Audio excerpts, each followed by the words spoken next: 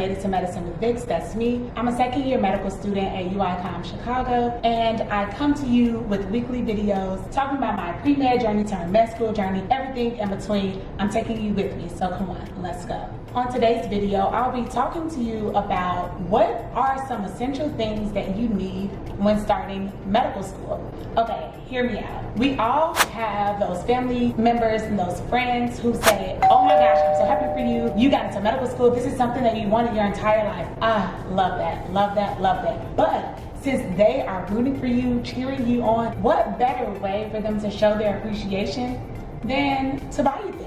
And I don't just mean buy you like new clothes that you want. I mean, unless they're scrubs, because we need those. And not just like fancy jewelry or take you on these lavish trips, which that's also nice. But no, I'm talking to you about some essential things that you need to ask for when starting medical school. So keep watching so you can see what my list consists of.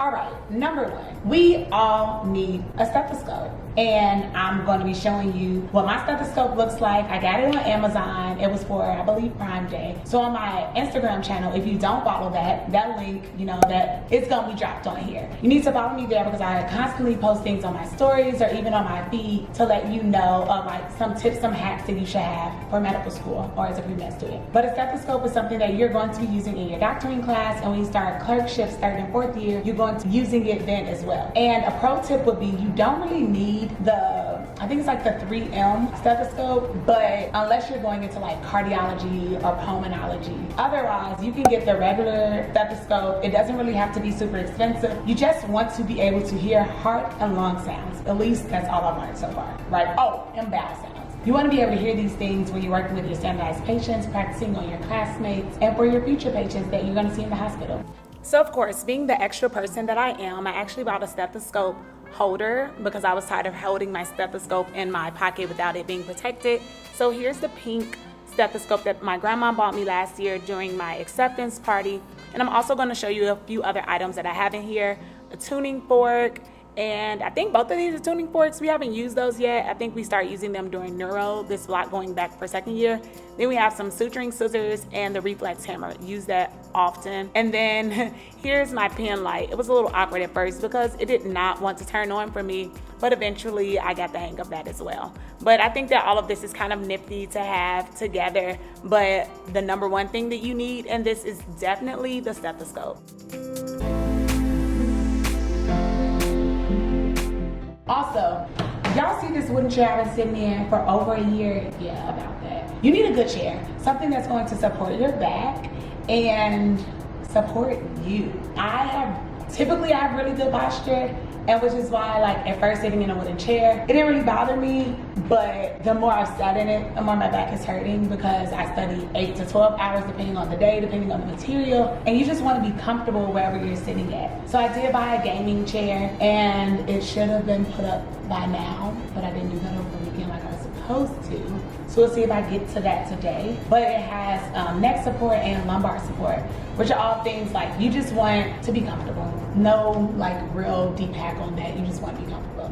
Something else I have, this lovely whiteboard pictured behind me. I use my whiteboard a lot. I know that some students say they never use their whiteboard, but this is when it comes into play. What type of learner are you? Do you like to write things down? Are you visual? Or can you just read it and that works for you? Or are you just like an Anki person? If that is the student that you are, maybe a whiteboard won't be a game changer. But for me, after going over a lecture and then actually going to my whiteboard and copying it down, or if I really wanted to challenge myself to write as many things down as I could remember without looking back in my notes, that was so much better than writing it in my iPad or writing on a sheet of paper, which I'm just gonna throw away at the end of the block anyway. So I really did appreciate this whiteboard, and with whiteboards come expo markers. My good friends, they really bought me this whiteboard, and then somebody else bought me like a pack of 100+ expo markers. So I probably will not run out before medical school ends, which is amazing.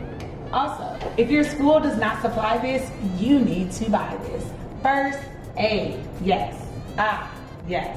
First aid. This is really what they call like the Holy Bible, the Holy Grail of medicine. I used it so much throughout my first year. I did not use it block 1, and as y'all saw, I failed that test. And I'm not saying I failed it because I didn't use first aid, but first aid has all of the high yield facts and topics that you're going to need to know for step 1. So if you can start to familiarize yourself with this book during your first year, I'm telling you, when you start to study for your first board exam, which is step 1, and at my school we have to take it by March 25th, then I'm hoping that my life will be made easier. If you can afford it, get an iPad, but if you can't, you can totally survive off of just having a computer. I know a lot of classmates who don't have iPads and they did perfectly fine their first year. Or also get like a Google Pixel or something, a Google tablet. Not really an Android gal or a Google phone gal, so I'm not really familiar with that, but I like the cross functionality of Apple. But this is not sponsored by Apple, so I'm gonna move right along there, and we're not doing that. Something else that you should get, let's see. Okay, so my computer monitor, game changer. And as of late, as of like literally last week, I saw that my mouse also transfers over to my iPad, which can serve as my third screen. Y'all, solely working off of my computer screen, I mean, yeah, it's been doable since college when I got my first laptop. But like in medical school, there's just so much. Like sometimes I want to see my lectures on the computer, but then I also want to watch a lecture on the computer. It's like, how do I do this without doing split screen and making everything look a lot more smaller than it needs to be? You gonna throw something on the monitor, something on the computer, and then have my notes on my iPad. Like, just cross functionality. I think that really helped me, and it was helpful to see things just a little bit larger and having them on a larger screen, period. But then like with that, also get a computer stand, a wireless mouse, and a wireless keyboard. I won't necessarily say that they are 100% needed, but with my computer stand and then, you know, me doing all of my study with me's on YouTube, my computer is too far from my desk, and it'd just be like doing too much reaching and all types of sorts, being a contortionist, and that's not my life. So it just made it a little bit easier. And I'll also, you know, throw in a little tour of what my desk area looks like and explain everything to you as I see fit. All right, so here's my desk area, as y'all have seen several times, but this is just showing you that I actually have the iPad, the wireless mouse and keyboard, and the computer monitor, and then that is the stand that my computer sits on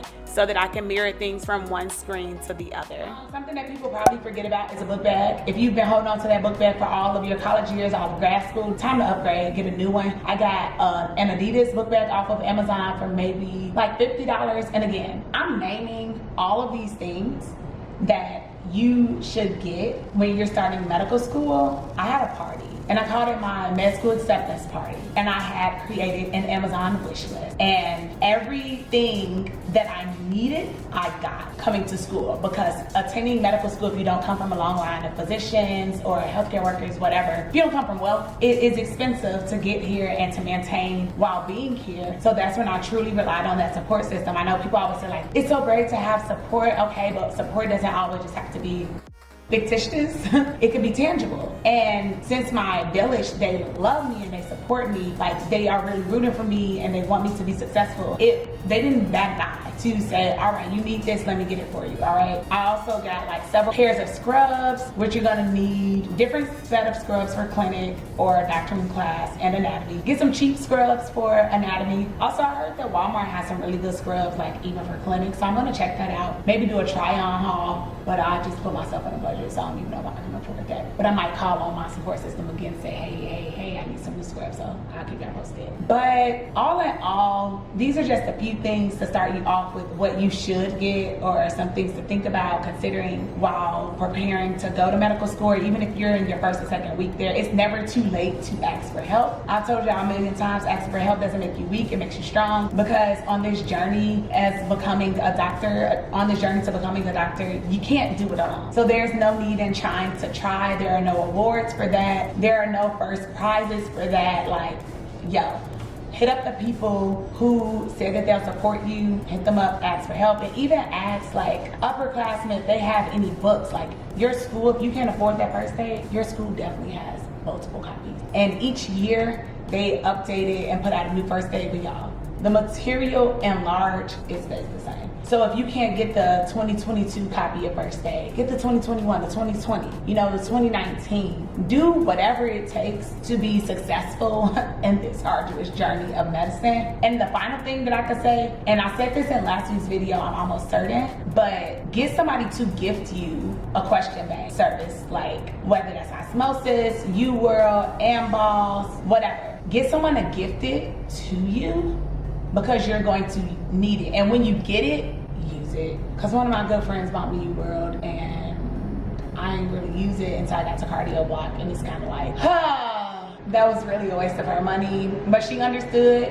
because I mean, she understands the lifestyle of being in medicine, and she didn't get mad at me or anything, but I kind of regret that. Not kind of, I definitely regret that. I mean, it was expensive and it's very, very useful. So use what people give you and don't be afraid to ask if you need something else. All right, that's all I got for this video. If y'all haven't done so already, please be sure to click like and subscribe. Do all of that so that you can help this channel to grow, and share this with somebody that you know that's in need, and somebody who's just interested in hearing about my story as now a second-year medical student. I'll see y'all on the next video. Bye.